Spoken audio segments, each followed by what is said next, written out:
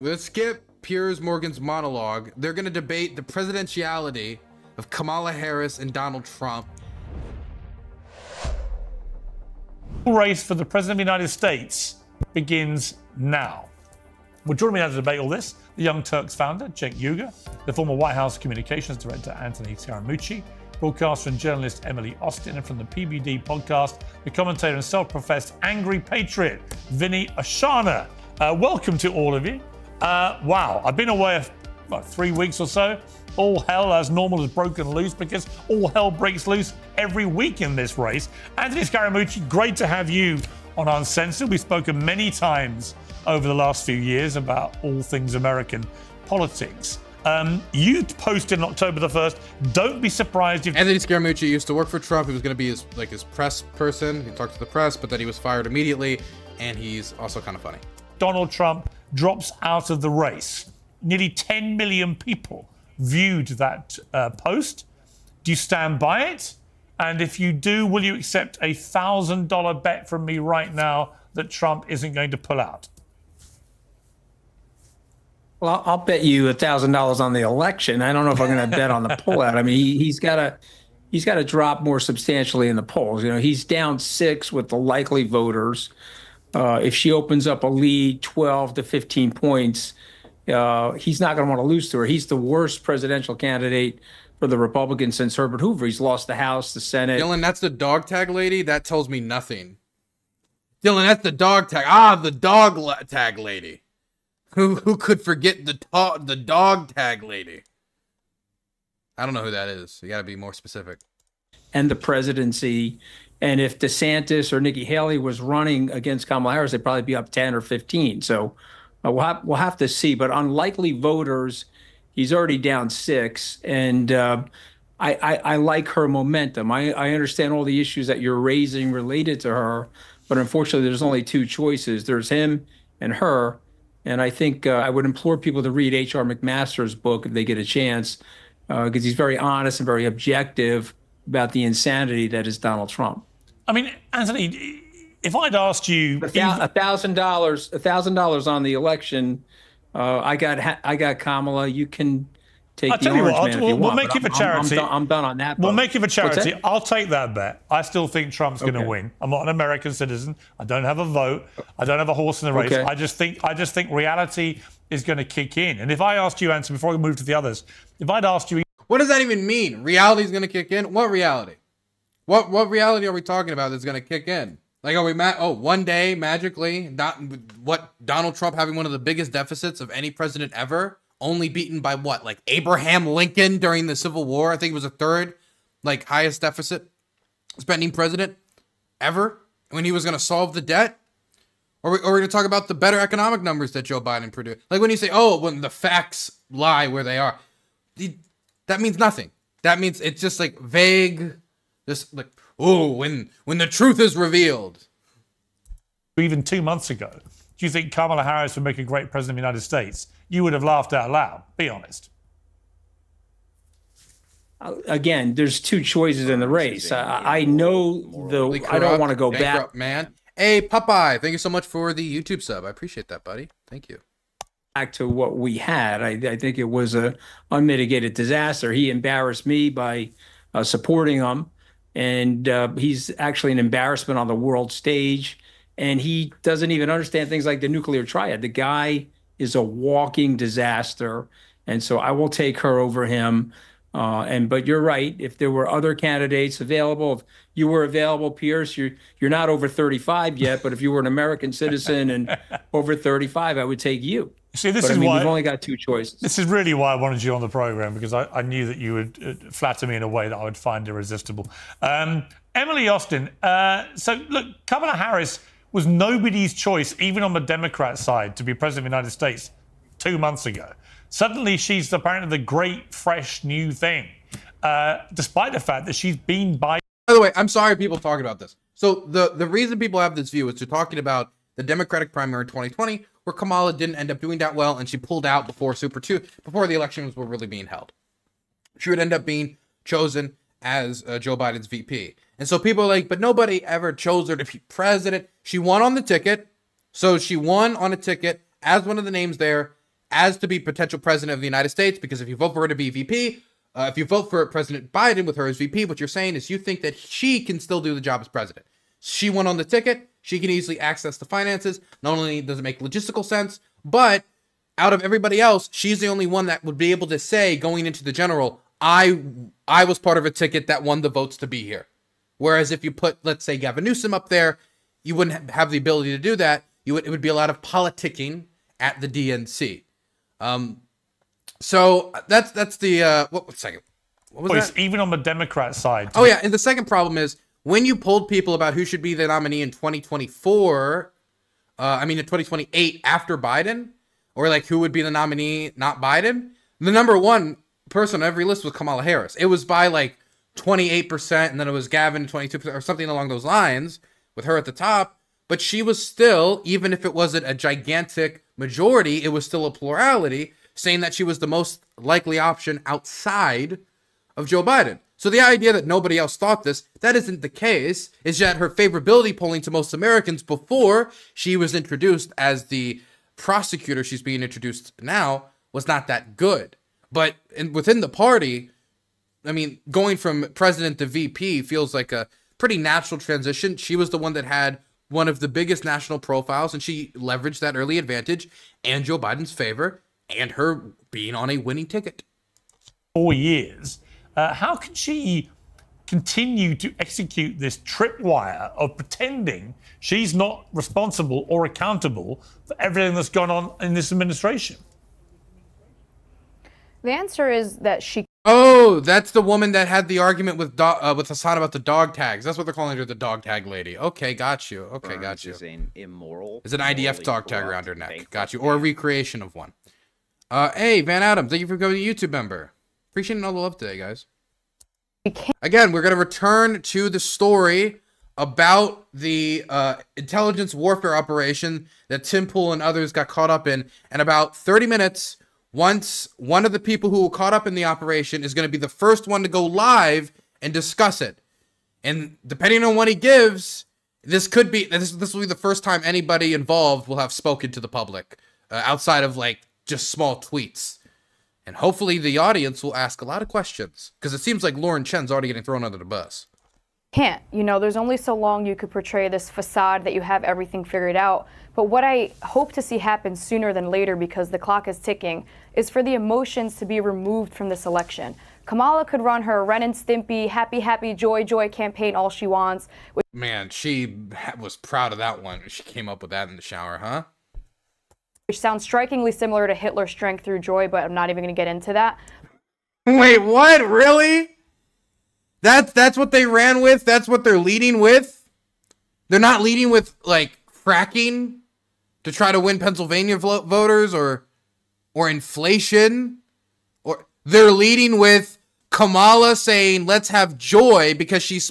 And by the way, the joy thing was a countenance to Republicans going after her for her laugh. And I was raised by a woman that belly laughs like that. I know many other women that belly laugh like that. Many of them powerful matriarchs. So belly laughing like that and showing that joy doesn't necessarily have to be a bad thing. It was turning it around towards a positive campaign message when there's so much negativity in our politics. That was the idea. There's a political logic behind it. You can call it simple. You can call it naive. But whatever critique you might have for it, it has nothing to do with the National Socialist Movement, and insinuating so as your first line of attack while at Fox headquarters is pretty silly. But at some point, which will happen likely in this debate, is her policies have to be questioned. She can run on the Joy campaign. Trump is the policy president. He addresses it head on, whether it's easy. Trump, we would say, is probably one of the more humble candidates for the office. The policy president. Get out of here. Easy or hard. Kamala can't even face the media. Her pre-taped lied to be what was a live interview on CNN. She couldn't even do it without her babysitter nearby. The babysitter thing, and this is just like attack dog stuff. They're just like throwing everything out very quickly. She was there with Tim Walz because traditionally the first interview after the convention, especially if you haven't introduced Tim Walz to the country, and Kamala is also trying to get introduced to the country, and you only have so much time to make this case. You're on a short, schedule with only 62 days. That's right, 62 days until the election. 62 days until the election. Sorry, I got thrown off. Somebody was asking me something off screen. 62 days until the election. And this is what you're trying to aim for? Okay. Be what was a live interview on sorry, that's what it was about. It was about Tim Walz and Kamala Harris doing the interview. The first interview after the election traditionally is done with both the VP nominee and the nominee for president. And it's to introduce them both to the country. You have 62 days into the election. Of course, they're going to try to take up as much airtime for both people as possible. It's not that crazy. And they've taken so many risks with switching VP Harris to be the nominee for president. Even if it was partially this, to try to avert risk, it would make sense that the Democrats would want to try to try to be a little risk averse right now, considering how many times they've rolled the dice in the last month. CNN, she couldn't even do it without her babysitter nearby, and she's an embarrassment to the country. And it's not because she's a woman, and it's not because she's a woman of color. I'm sure she's a lovely woman, and as a celebrity, she's quite entertaining. But presidentially, she would embarrass. If they're saying on that network that Harris is the entertainer in this election, that Kamala Harris, with that DNC performance with the rap stars and all that, that she's the star, she's the entertainer, versus Trump, and Trump's in trouble. If that's what they're saying, if that's their perspective on this, is she's the entertainer, not Trump, Trump's in trouble. Us on a global stage. She's embarrassing us domestically, and it would be disastrous. Everything he just... Max Blumenthal and Aaron Mate hunched over a fireplace right now, frantically burning documents. Oh, absolutely. I don't know if they were caught up in this, but I know Max Blumenthal did take a lot of money from the Shir Hashim Foundation, which got money from the Assad family. Just said about Trump, I believe the same to Kamala Harris. All right, Cenk Uygur, she's an embarrassing disaster. Your thoughts? Yeah, I mean, this whole thing's been preposterous. Kamala Harris is a very standard, normal politician, and you guys are ignoring the 800-pound gorilla in the room, which is that Donald Trump is a lunatic. So you guys are having this conversation. This normal politician, oh my God, she might not be good enough. Wow, she's running with joy. That sounds like Hitler. All these kind of loony things that you guys are all saying. When the other guys... Honestly, I'm usually not the biggest fan of Cenk's debate style, but in response to something like that, this is the only way you can treat it, as like loony bin material. Lunatic. He thinks we should terminate the Constitution. He thinks that all of our crowds are AI-created images. He believes absolutely insane things, thought that his vice president deserved to be murdered by his supporters. And we're having a nonsense conversation about Kamala Harris running with joy being a bad thing. And guys, there's a lot of reasons that she does that. But one of the reasons is to juxtapose the hatred from the other side, which you guys are amply displaying. The other side's like, oh my God, everybody's the enemy. The immigrants are the enemy. The Democrats are the enemy. Oh, they're killing babies after they're born. All these lunatic talk.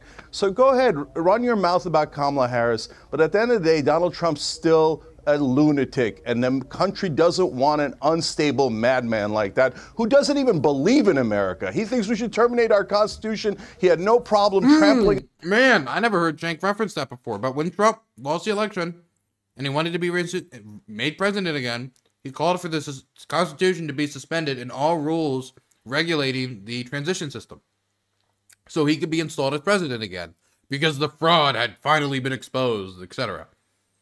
I mean, as the constitutionalist, conservative party trying to conserve the republic, at least that's the idea, it's kind of a hard thing to reconcile with. Our democracy. I'm not letting that clown come in here and destroy this country. All right, Vinny Oshana. He's a clown who'll destroy the country, an 800-pound gorilla. And this is apparently these are the nice guys spreading joy.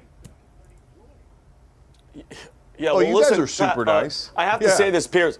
Emily, you kind of brushed over it, love, and I think you should have stayed on it. Emily's a Jewish girl, and she mentioned the strength through joy was 100% hijacked from the Nazis. It was in 1933. I have to read this, Emily. Hold on one second, guys. So they're just both crazy. They're just both like, actually, you guys are Hitler. You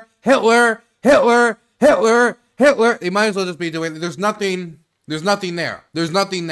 There is Kamala Harris is a Nazi. That's where we're leading with on Piers Morgan Uncensored. Piers, thank you for providing us with more glorious, beautiful commentary. I actually want to read this because Emily's right. Total insanity. They ripped a Nazi. Hold on, Cenk. I didn't interrupt you. The Nazi labor campaign of 1933. That's it. It was set up as a tool to promote the advantages of Nazism. So whoever's coming up with this joy campaign, they should do a little bit more research. And you know what? You said that you're joyful. Have you ever thought about how joy is fascist, Cenk? Instead of going Trump and talking bad about, I don't know, Anthony, I know Cenk and Piers, look at me. Look at me. Do I ever look like I'm happy? I don't have any joy in my body because I'm such an anti-fascist. I can only be angry. I always am just as red as physically possible. Man, he always looks like he's going to pop a blood vessel. Respect, Cenk. We disagree politically, but let's talk about the actual State of the Union right now, Piers. I don't know if you guys have been paying attention, but an American Jewish hostage was murdered by Hamas. That just happened a couple days ago. And also, the Hells Angels are en route right now to Aurora, Colorado, to stop a Venezuelan brutal gang. And the gang is called Tren Aragua because they've taken over apartment complexes. This is like make-believe. This is like completely made up. It was like one video with some guys that had like some rifles. People shared it around. It said, these like South American gangs are taking over an apartment block, and ever since then, every member of like the apartment block is saying like, "Stop saying this. This is made up. We're fine. We're not taken over by gangs. We're not paying restitution to any gangs. Please leave us alone." Sex trafficking women. They're doing drugs. The FBI is not doing nothing. The mayor's not doing nothing. The governor's not doing anything. Why is all this happening? You know why? Because Joe Biden hasn't airstriked the apartment block yet.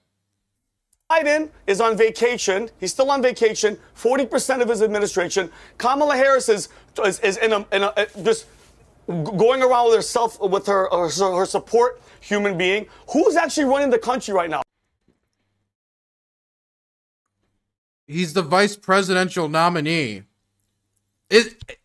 Does Trump just like, okay, let's be to me, it feels a little weird because a vice presidential nominee being with the presidential nominee on the campaign trail trying to win is usually how this goes. But after J.D. Vance was made the vice presidential nominee, him and Trump have not been seen together. They completely separated, went different ways. Trump doesn't want to be seen around J.D. Vance because he's so unpopular. At least that's the implication I'm getting. So the thing, it's not weird that they're together. In fact, I would say it's weirder that Trump doesn't want to be seen around J.D. Vance. I mean, it makes sense considering the polling right now, but don't you think it would make sense for them to be together to try to be like, hey, I'm 78 years old. I'm the oldest nominee ever. He would make an okay president. It would make sense for him to make that case to the public. He doesn't want J.D. Vance to just be a weight around his campaign, does he? Worried about the future and Trump, and he's such a threat to democracy. Why did he do all that stuff in the 4 years that he was here? I'm genuinely curious. All this threat and all these problems. Name one thing that was, oh my God, a threat to democracy. What was it? And what is Kamala going to do? Calling for the suspension of the Constitution, the fake electors plot, trying to get the Georgia Secretary of State to find the votes to make him win when he had lost. Pushing fake stories to get people to go to January 6th and provoking through lying what happened on January 6th, sitting there and just watching TV for 3 hours after they charged the Capitol building and officers were getting injured, hundreds of them, and people were dying. Then when the election was when the certification was finally delayed, which was the goal. He then called them off. I don't know. There's a few things. Oh, and also, of course, the horrible levels of gerrymandering just generally in American politics, but that's not restricted to Trump.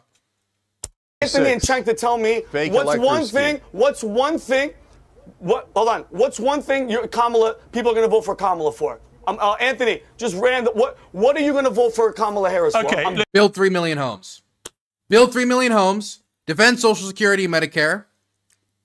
These are all things that I like, right? If they introduce maternity care, paid family leave, that's something I'll be okay with. Trump won in 2016 saying he was going to do that after Hillary announced paid family leave. He announced paid family leave, never instituted it. So I have good reason to believe Trump won't institute it. Kamala Harris has made, she is much more likely to institute it due to her actual legislative background and her general party's position on it, where the Republican Party is not excited about paid family leave. I also consider that a pro-family program. I mean, I don't know, we can keep throwing these out here. As a $25,000 payment for first-time home buyers is okay. It's not really something that appeals super hard to me, but that's something that people talk about. The $6,000 tax credit for the first year of an infant's life to the family to help them pay for essential things like, baby carriages and car seats, etc. There's programs out there. I mean, the capping of insulin is something that I think a lot of seniors appreciate who have to rely on insulin and our Social Security and Medicare. Those who are taking any of the medicines that now the government can negotiate for the prices of, and which the Democrats want to expand that negotiation to other drugs as well, that would be a reason to vote for him. I'd vote for him over that. Okay, Vinny. I mean, there's more things that I want, but this is all... Oh, of course. And they're talking about having a filibuster cut out for the protection of Roe versus Wade, reinstitution of Roe versus Wade on the federal level, at least legislatively. If they're really moving towards that, that's something that gets my vote as well. I mean, there's a lot of things. You've asked lots. I don't want to vote for a convicted felon, but that's not a Kamala thing. That's a, question. And not just because it's not just because a convicted felon. Somebody being a felon doesn't even necessarily mean they wouldn't get my vote, depending on what made them a felon. But what made him a felon was just stupid nonsense, and I'd hate for that to be on America's record. Definitely when he's already, in my opinion, such a bad candidate. There, I would say clearly what happened personally on January the 6th was an attack on democracy. When a very large mob of people attack the Capitol and start calling for lawmakers to be hung because they're trying to reverse an election decision, that's an attack on democracy. You can spin it any way you like, but it is. But Anthony, let me ask Anthony the second part of that, because I'm sure he would say the same. Very interesting question Vinny raised it there. Who is running the United States? I felt very strongly when Kamala Harris effectively sailed through as the nominee. It was clearly a party machinery operation to get her the nomination as fast as possible. Would it not have been better for America if the Vice President of the United States, in that situation, who's now the official nominee, actually replaced Joe Biden as President of the United States? It's very, very odd as a non-American who loves... Non-American? Wait, I'm sorry. Okay, let me let him finish. Non-American? Let me hear it. Let me hear it. Let me hear Piers. Tell me about my country.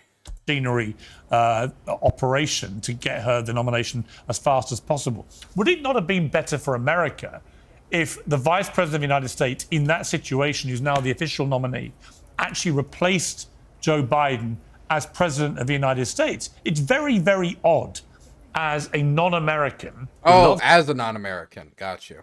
The country, has a home there. I was there for several weeks in August.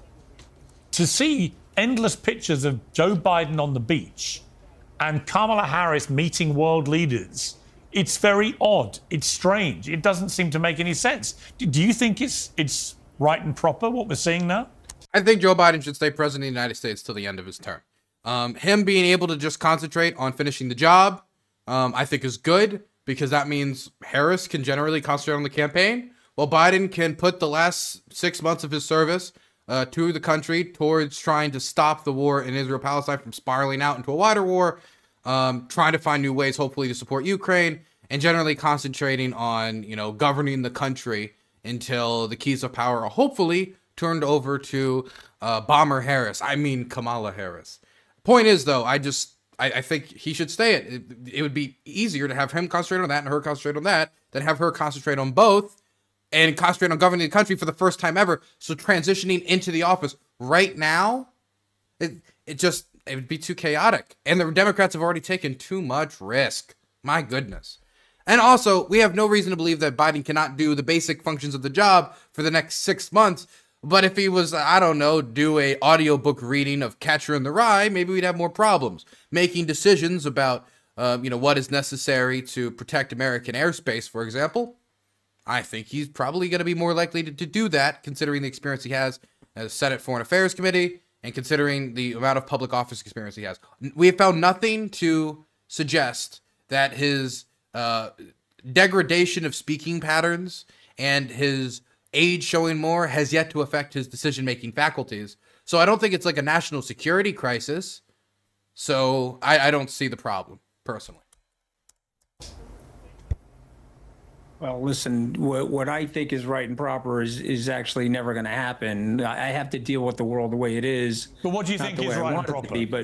But that implies you agree with me. To answer Vinny's issue, okay, I don't like seeing what's happening in Aurora, Colorado, but I saw Donald Trump in the Situation Room, and I understand the mechanisms of his personality and the impetuosity. But to answer Vinny's issue, okay, I don't like seeing what's happening in Aurora, Colorado, but I saw Donald Trump in the Situation Room, and I understand the mechanisms of his personality and the impetuosity and the lack of curiosity and no executive management skills. And to what Cenk is saying, I would take a more garden variety politician who will follow the rules-based society. I don't want somebody that's currying favor with dictators. I don't want somebody that's going to roll back NATO. I don't want somebody that's going to let Vladimir Putin walk into the Ukraine. So that's me. That's what makes America great. Let me challenge you on that. That actually doesn't answer Vinny's question. Emily, I'll come to you.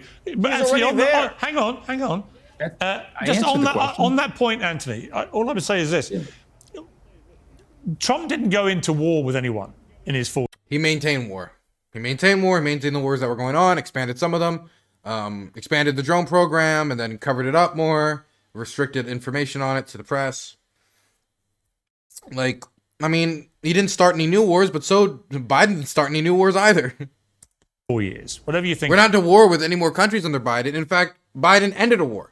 He got us out of Afghanistan. Even if the pullout wasn't perfect, he fulfilled the promise many other people said they were going to try, and he actually did it, and he got us home.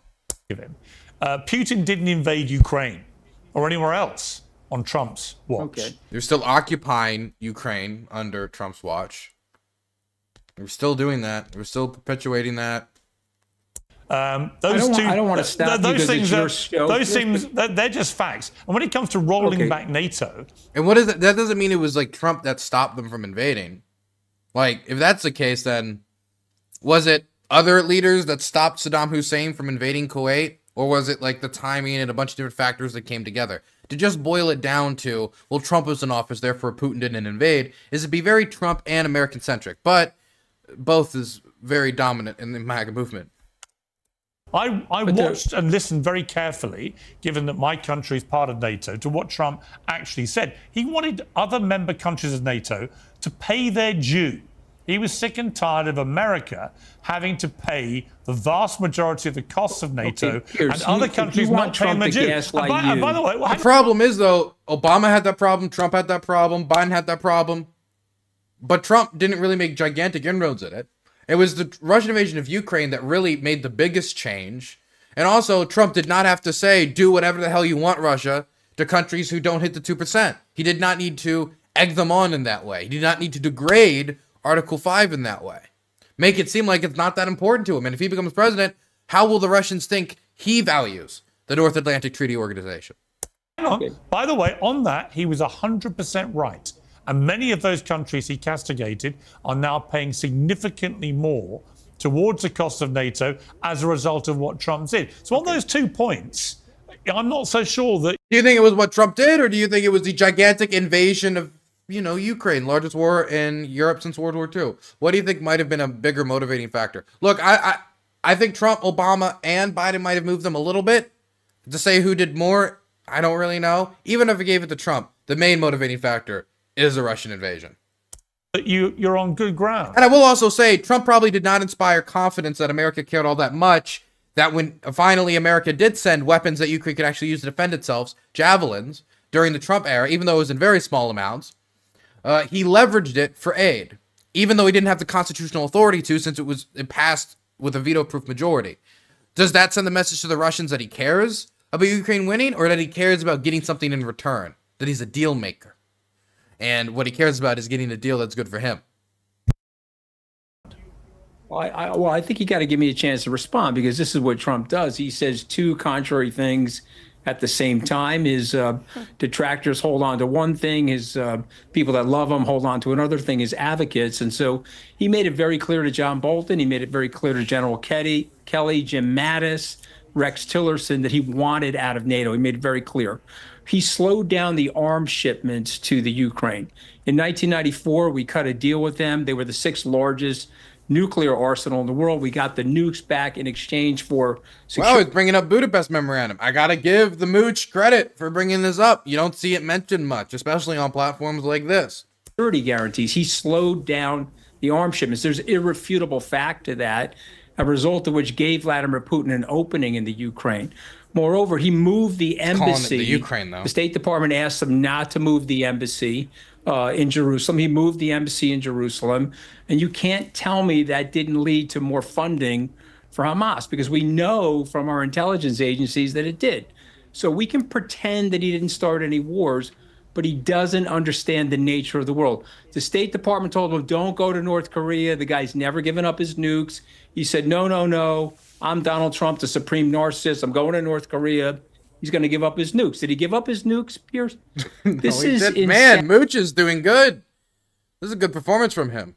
Insanity that we're talking about a guy that is this intellectually bereft running the country. So you gotta. But let me ask you, okay. But let me, before I go to Emily to respond to that, hang on. But before I go to Emily, Anthony, he's been very honest about it. Who do you think? Staff. Okay, but here's a tough question for you before I go to Emily to respond.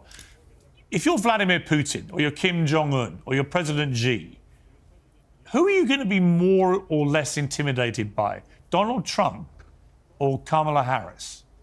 Trump. There's no. I mean, I would be, if I was President Putin, I'd be more intimidated by Harris, because I think people like Philip Gordon, who's her advisor, are going to be a lot more aggressive, because he had a record of wanting to be more tough with the Russians on issues like Syria. For Donald Trump, I mean, there's a chance he croaks within a month in office. He's 78 years old, oldest nominee in history. And then J.D. Vance is a nominee, and J.D. Vance has said that he doesn't care about Ukraine at all. And he's going to whisper in Trump's ear the whole time.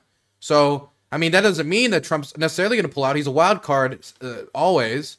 You know, there's a chance that, like, you know, an embarrassing news report might change his opinion overnight in some instances. But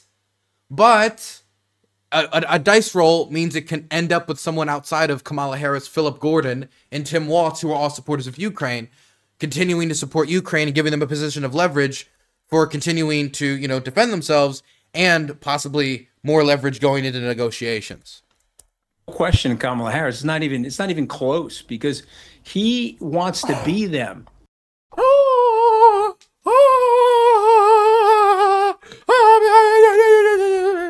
It's all performative fucking bullshit. I hate this nonsense. I hate this performative nonsense. I hate it. I despise it.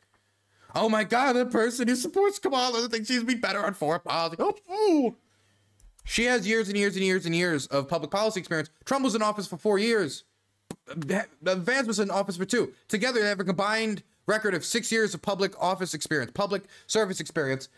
Tim Walz alone has more than triple, if you're just talking about his time in office and not his service as a public school teacher or the 24 years in the National Guard. So, yeah, I think somebody saying that they might be more willing to listen to experts and less willing to just follow a rabbit hole on social media on Truth Social middle of the night. Yeah, I think somebody can make a argument there. You don't need to be so performative. You know who he is. No need to like it's the concept like when somebody else is saying a statement, you know, like a light shaking of the head. Like, okay, whatever. But just, come on. He praises them. He solicits them. He tells Putin from a microphone like this, go ahead and invade the countries that are not spending 2% on NATO. You heard him say that. It's not me saying but I knew it. what he meant by No that. question. I knew what he meant. What he meant was if the member countries of NATO don't... Yeah, but it's not a question about what he meant, Piers. It's about what the Russians think when it comes to provoking war and provoking confrontation and crises. But because when deterrence is most effective, it's not with how you perceive it, it's how your strategic opponent perceives it. That's the whole point of deception and deception and that's the whole point of deterrence. That's the whole point of information warfare and trying to convince them you're more powerful than you are, or building up your armed forces to just be more powerful than they are. Like, yeah. Hey, I mean, like the Jews, it is more likely that people like Putin will take advantage. That's what he meant. You know that. It's I know a 2016 analysis, Piers. Your analysis is a 2016 analysis. He dupes people. He says two things at the same time that are quite contradictory. All right, let me bring very it. Let me fine bring it. people All on right. both sides. Let me bring in Emily. Then he denounces the Nazis. Emily, you were holding your face in utter I know horror. the playbook, Piers. I've been around it for a decade. Okay, I saw Emily hold her head in horror as you said that the world's dictators will be more intimidated by Kamala Harris. No question, because she's going to be with NATO. Donald Trump has the spinal cord and the international respect that Biden in a million years can never achieve. The international respect that Biden could never achieve.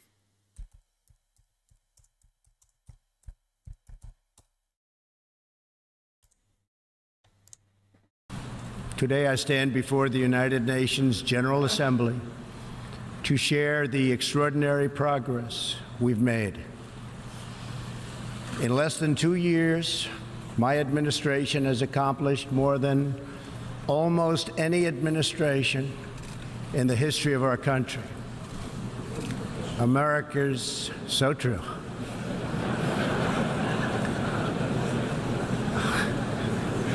Didn't expect that reaction, but that's okay.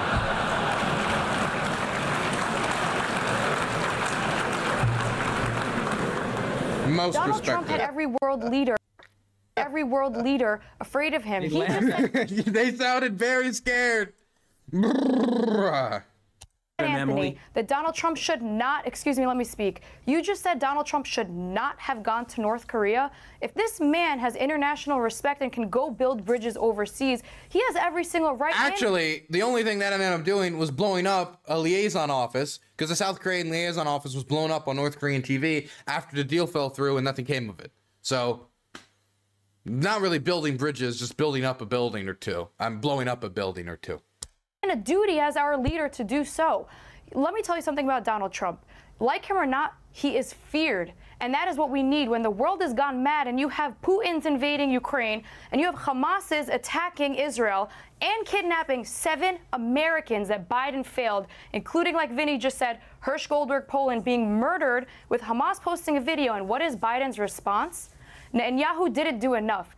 Biden's only response should have been, Hamas will pay the price.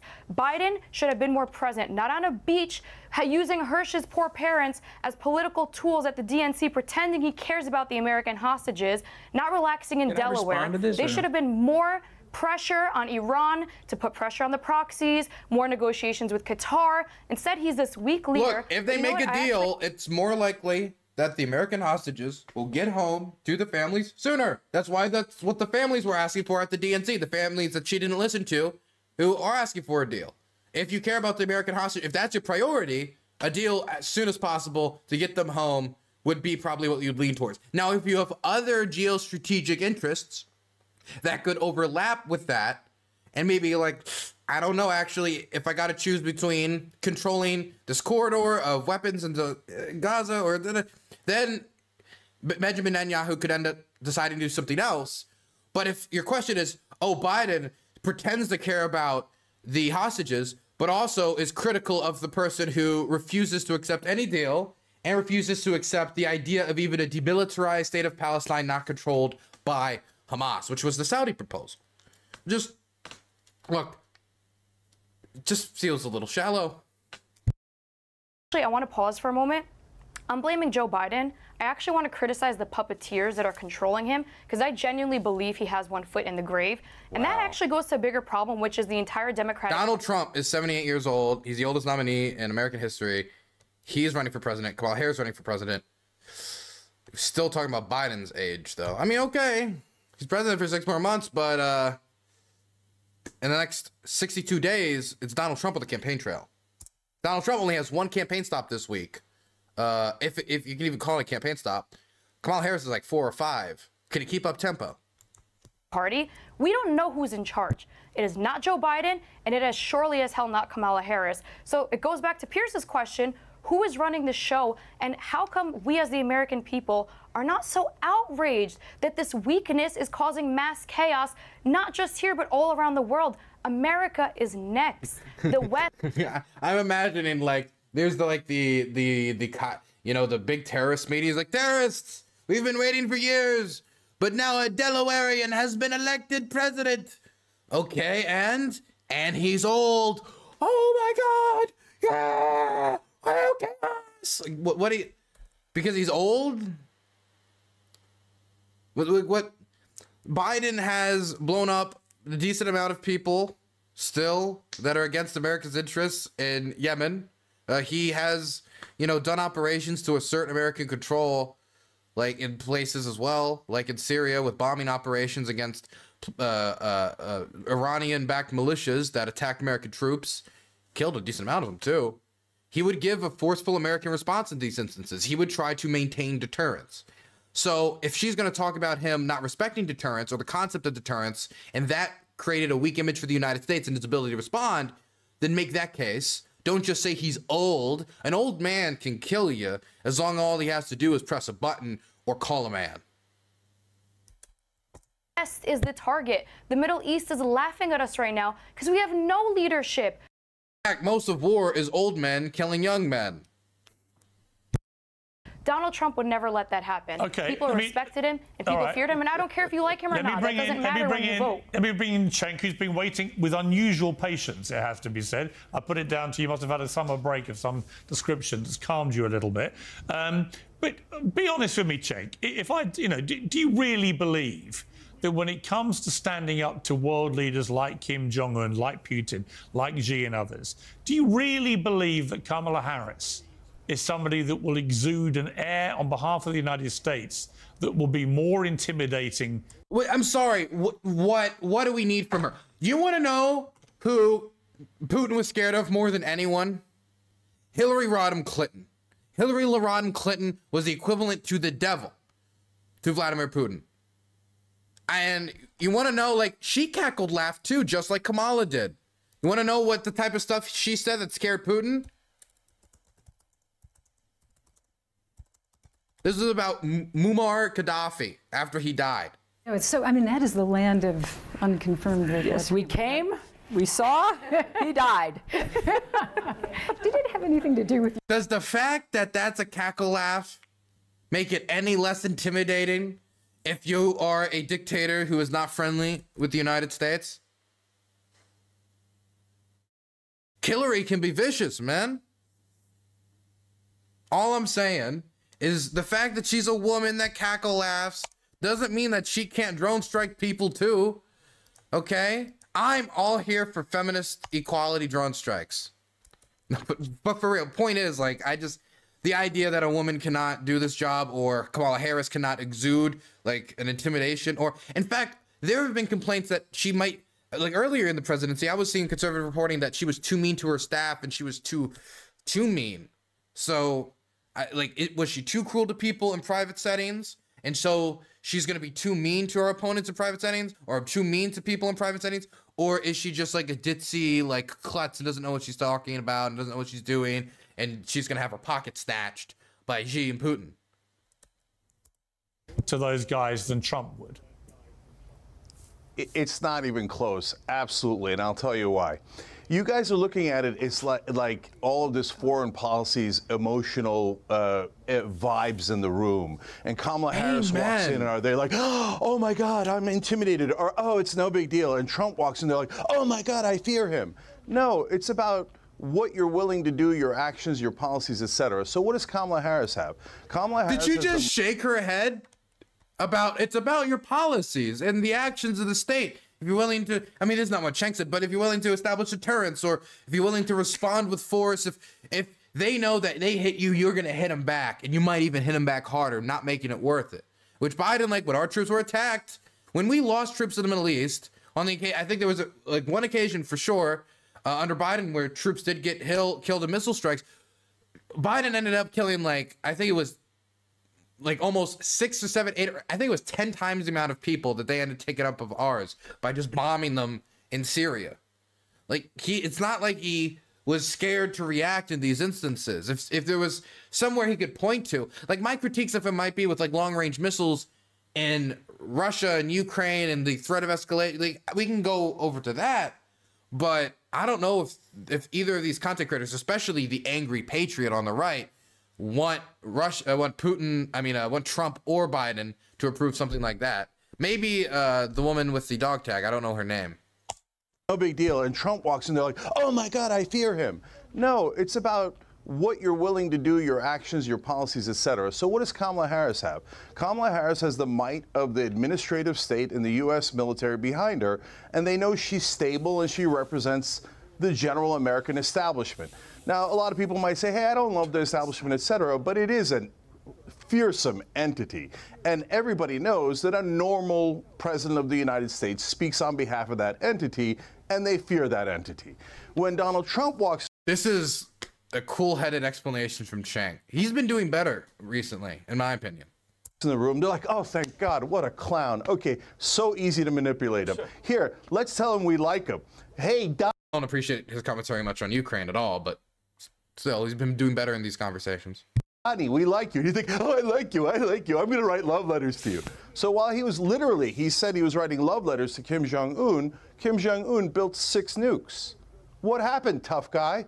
You let him build all those nukes, you did nothing about it because you're an idiot, so easily manipulated. You think Putin doesn't know that? They do a meeting, Trump comes out, he's like, Putin is right, not our intelligence, the U.S. sucks, Putin is right. That weak guy that just cares about money. You know what he says about the Saudis? They give me $30, $40 million for an apartment. Shouldn't I like them? Obviously corrupt, easily manipulated, a tiny mind. He's done nothing but encourage our enemies by being so weak and such an obvious narcissist. Do you know how easily I could play that guy if I'm in a room with him?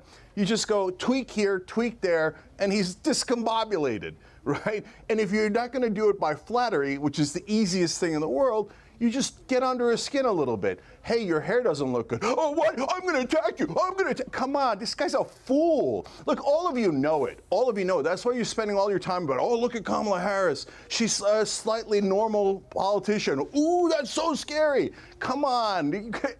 Piers, you're going to ignore the fact that the other guy is totally unhinged and the easiest man in the world to manipulate. No, like I think, listen, we've talked about Trump a lot. I've known, as Anthony and others, I've known Trump nearly 20 years, right?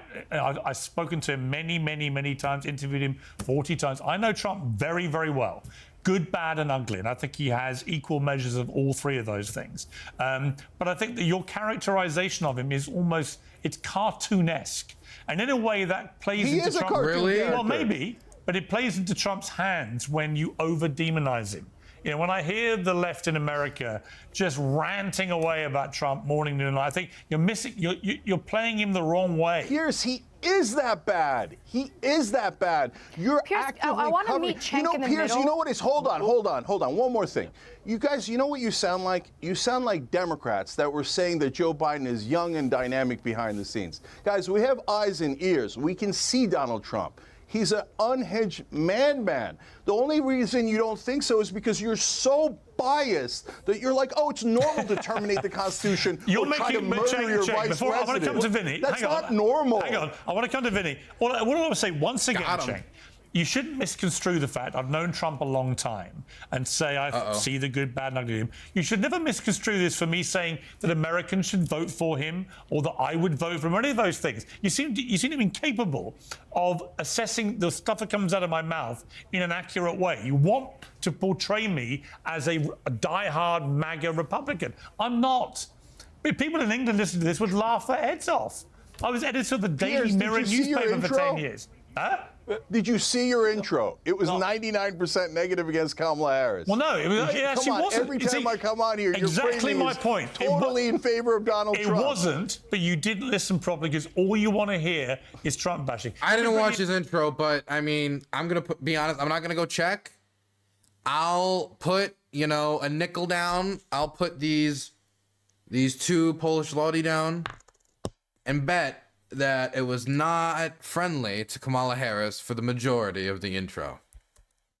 Vinny, look, Trump has got a bit of a problem here. There's no doubt the dynamic of this race changed dramatically. I spoke to Trump the night before it changed, which was a week after he got shot. He saw me on Fox saying how it was extraordinary that he was back on stage at another rally, and we had a perfectly nice conversation.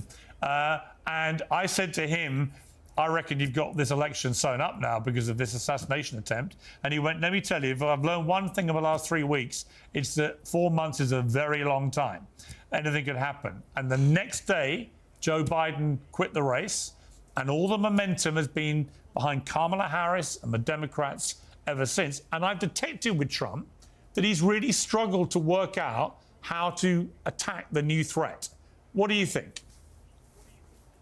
Well, I mean, and Cenk made a good point. That establishment, the problem is the establishment and Donald Trump, and I don't care how angry, you know, how much hate Anthony has for him, because, I mean, Anthony was fired, after 10 days, you know, it sounds like a bitter ex-employee. Cenk has Trump derangement syndrome, whether you like it or not, brother. They hate him. What people like you don't tend to understand, Cenk, you know what people like you don't understand? Everybody is tired of that BS rhetoric. It's one man going against the establishment for us. And you know what? Wow. Trump is fighting for you and for me. It's crazy. You mentioned the president of the ex-president of the United States was shot in the head, okay? And then after a week... No, I mean, his ear was clipped. You want to see a man shot in the head, it's an awful thing to see. His ear was clipped. He was very lucky.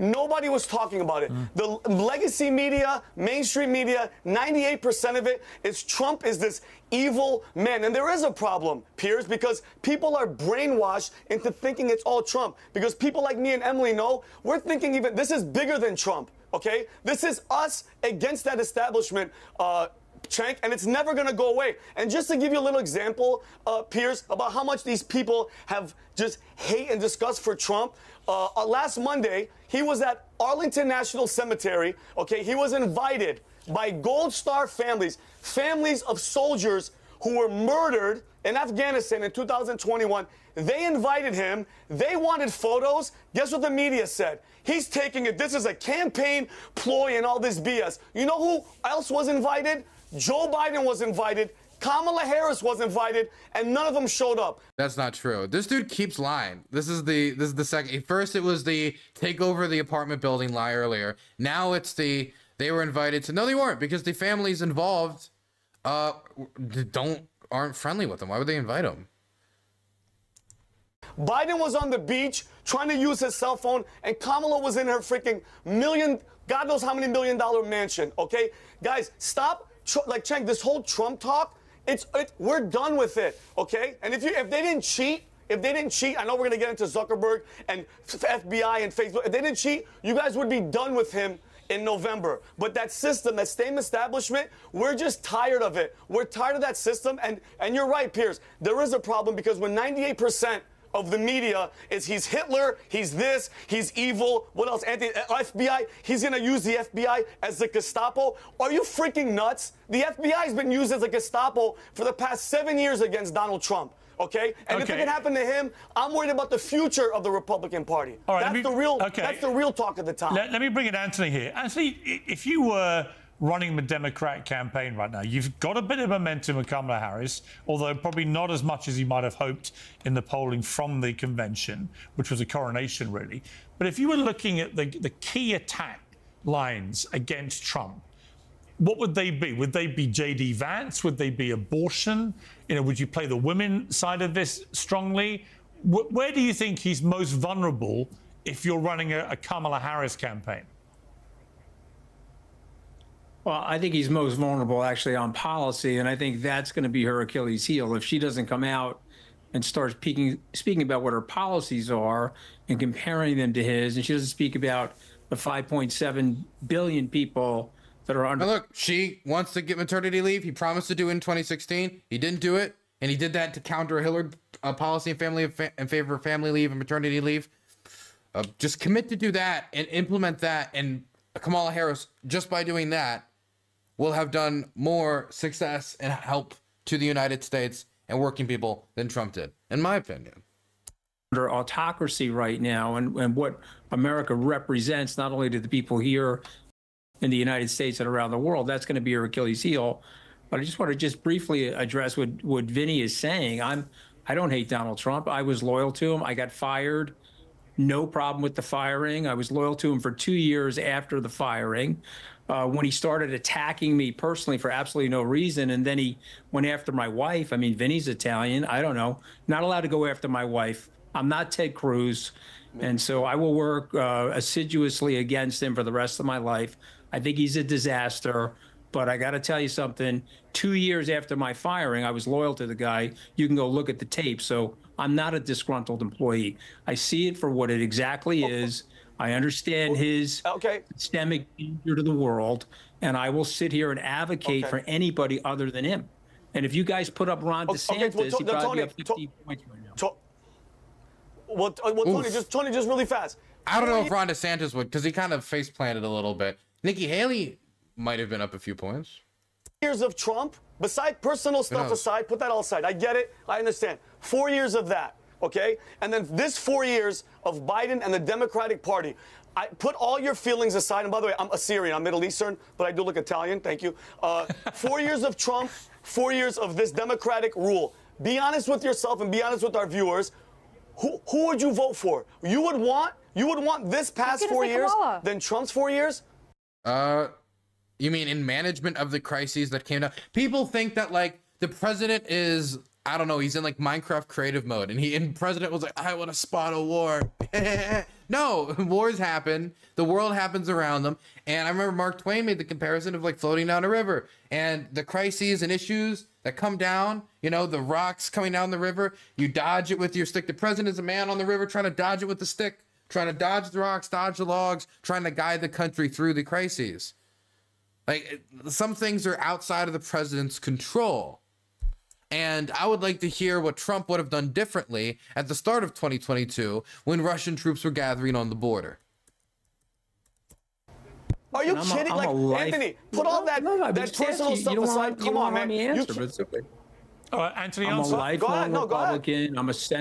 I'm a center-right Republican. He does not represent that. It's ironic because Cenk and I are on the same side of this thing, okay? I'm a center-right Republican, love debating him when we're not dealing with Donald Trump. To his point, Donald Trump is a raving lunatic. He's an extremely dangerous person. You don't want him anywhere near the White House. You've only got two choices. I'm going with Kamala Harris. If you guys want to put up Ron DeSantis or Nikki Haley in 2028, I'll return to my party, and I'll do anything I can to help them. But I'm not helping this guy because I know how dangerous he is. I know how bad he is. And just to point out, because you guys were talking about North Korea and he has the right to go to North Korea, actually, we had a 60-year established policy to curb it. All he did was give the North Korean dictator propaganda reels to play inside and outside of his country for the last 5 or 6 years. Okay. If that's wrong, either of them at this moment would say, no, this is the concession he got. Problem is, he didn't get any concessions. Vin, I hear you. But I'm going to tell you something, Vin. I'm just looking at you, man. He's going after your wife on Twitter. I don't see you as Ted Cruz. And by the way, I'm not Ted Cruz. Okay, I'm an Italian kid from Long Island. Don't go after my wife on Twitter after I gave you $1 million of cash and hundreds of hours of media advocacy. No way, no how. Okay. And I won't be Fortunately, this election is not about you and until your wife. November 6th. It's not. Oh my God. Stop. They don't like him talking about how Trump went after Ted's wife. No, don't talk about you. This is not about your wife. No, it's about the fact that Trump doesn't have any respect for the people who's his allies, only as much as they can give him something. Bring in Emily. Emily. Okay, lovely. Emily, let me tell you something. No, the problem is you that, make again, the there's election too much about what you emotion. want it to be. I'll make it about what I want it to be. The election is not about happy, happy, joy, joy. This is our security on the line. This is the future of the United States. Vinny posed a very simple question. He loves that line. This is a bizarre election. We've had 4 years of Donald Trump. It's not his first time. He doesn't need to tell us what he's going to do. We've already seen what he's capable of doing. We've lost seen the 21 million stability in our jobs on country, his watch. the stability in our economy. Well, that was the because Biden pandemic. did so well Get a mooch. Get a mooch. Keep going. fixing that. This is not a joke. Everyone's treating this election like it's Hollywood. They don't understand. We need closed borders. I'd book them on Hippy We need Dippy. controlled Absolutely. spending. We need security. We need laws to become laws again. This lawlessness going around the country and the crime surge is being tolerated. What's happening on college campuses, what's happening internationally. You guys really sitting here telling me that Kamala Harris is going to be respected by international leaders has me laughing out loud. I'm not what you're saying I am, Cenk. I'm not obsessed with Donald Trump, and I do not hate Kamala Harris. I do not believe she's presidential. Somebody please tell me why I'm wrong. Somebody tell me what policies she will instate that will make this country a better place than where Trump had it before Biden was president. Someone answer that simple question. She's a great woman. I love you, Kamala Harris. Don't run for president. Okay. What are you going to answer now? We're going to bring in a guest briefly and then come back to the panel in a moment. But first of all, Cenk, let me ask you. It's an interesting point about Kamala Harris. I know what Trump stands for. You know, his messaging, he's a very skilled marketer. We know he's about build the wall, make America great, all these other things. He rattles off his greatest hits at every rally. I'm really not sure what Kamala Harris stands for. And after that interview with CNN, and it's no fault of Dana Bash, who I used to work with, I've got great respect for her as a journalist. It's not her fault, but Kamala Harris didn't lay out any plan for the country. And if I was a Democrat, I'd be. I mean, they've released some. They've released 3 million houses, $25,000 first time down payment on homes, $6,000 tax credit for the first year of a child's life. They want to protect reproductive rights on the federal level. The idea is forward, not backward. Like it's seems to be a moderately, or maybe I would say, I wouldn't even say moderately. No, I would say like it seems to be a moderate Democratic agenda to maybe like, you know, it's center left. It's a center left agenda. Like what do you mean? I don't know what she represents. But yeah, she's got to define herself to the whole country in a very quick period of time. That's the difficulty of switching the candidate this late. This is why they waited so long to make the switch and why the switch was such a risky move.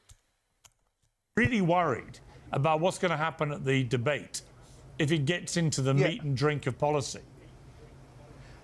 I literally don't understand you guys. So Kamala Harris is the most normal politician of my lifetime. Like, and you guys keep saying, like, look at her, she's so weak, she's so this, she's so... What does she stand for, any of that. What does she stand for? What does she stand for? Yeah, and you guys talking about, the question. can I answer the question? Yeah, can give me three things she stands for. So, yes. She's sane, we got it, she's sane. Them.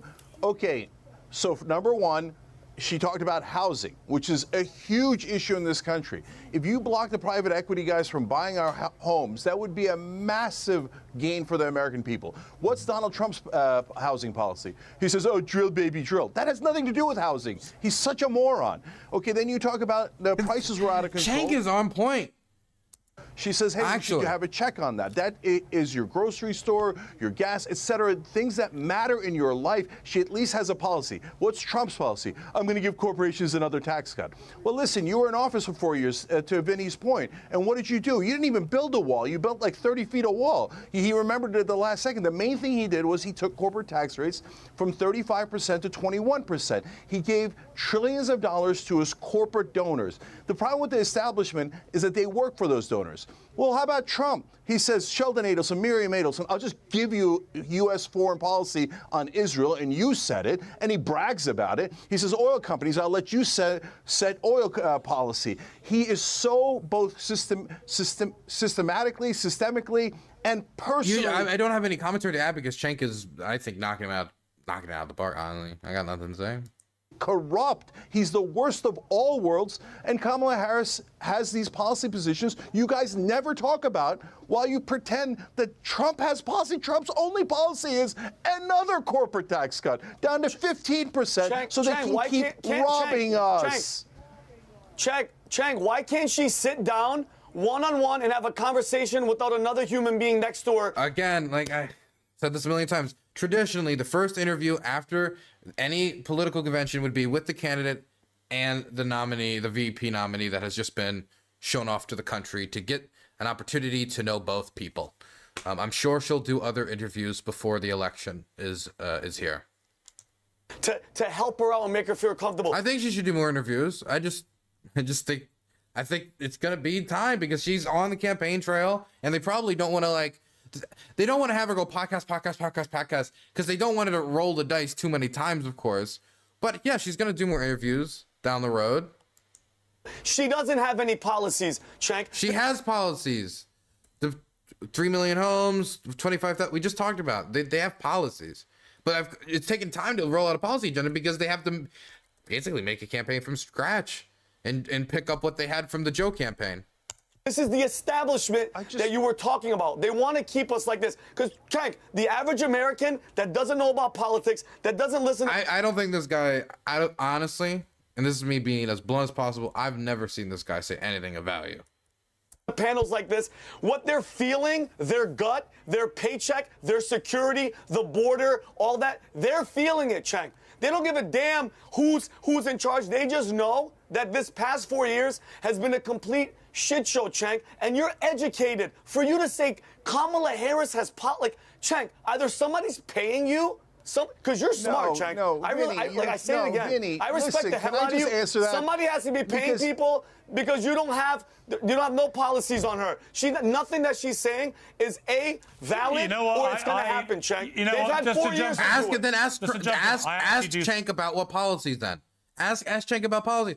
Name some specific policies. I know she probably knows some. He should. He should have some up in his back pocket. Bill Clinton, I think it was, rightly said, these things usually come down to the economy, these elections. I do think the economy is going to be a massive factor. I think when that debate happens on the 10th, Americans will tune in huge numbers. I reckon it'll break all records. And they'll look at those two candidates and they will ask themselves one question. The majority of Americans who are feeling the pinch. Which one is going to be better for my economy, my personal family economy? And I think as things stand, unless she can turn that around, Cenk, I say this very respectfully to you. I mean, like, gas prices continue to go down, inflation's down, real wages are up. I mean, the economic indicators are all headed in a positive direction. The Tokyo crash was the Tokyo shock was very brief, very brief. When he says that, I don't know what he means. Like, she pulls better than Biden on the economy, so she is doing better than Biden. Whether or not she's going to dominate on the economy is another question. If she could just match Trump on the economy, then I think that would be good for Kamala, honestly. Your position on polling wise, I think that more, as in polling people who is better on which issue. More people at the moment, let me check, will associate Trump Kamala with versus the economy potentially growing better under him and her. I might be wrong, but I suspect that's what that debate will unravel. Let's check the polling. I've got to leave it there. Thank you to my panel. You've all been terrific. I'm joined in the studio now by the polling. I am not going to listen to this polling guy. But we can check this out. This is from August 27th. Trump edges over Harris on economy and crime slips, according to new ISPOS poll. So yeah, it did move. It did move her. It shows that, oh my goodness. Sure, consent Reuters. The 3-day poll conducted August showed Republican former President Donald Trump approach to the economy. So they're polling people whose approach to the economy is better. Polled people on the approach to the economy and employment. Donald Trump got 43% as he was preferred with registered voters. So 43% of registered voters preferred him with the economy, and 40% preferred Harris's approach. Now, this was like 2 weeks ago.